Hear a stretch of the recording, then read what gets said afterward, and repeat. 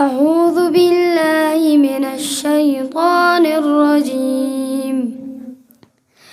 بسم الله الرحمن الرحيم. أأنتم أشد خلقا أم السماء بناها رفع سمكها فسواها وأغطش ليلها وأخرج ضحاها والأرض بعد ذلك دحاها أخرج منها ماءها ومرعاها والجبال أرساها متاعا لكم ولأنعامكم فإذا جاءت الطامة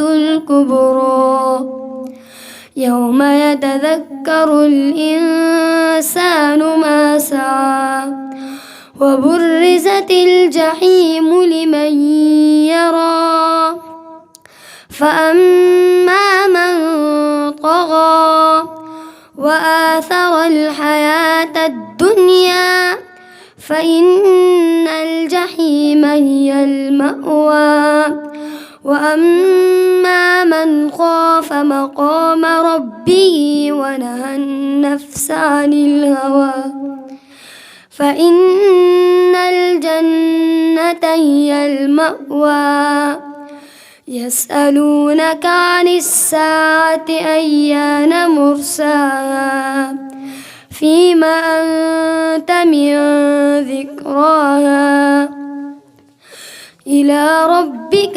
منتهاها إنما أنت منذر من يخشاها كأنهم يوم يرونها لم يلبثوا إلا غشية أو ضحاها. صدق الله العظيم.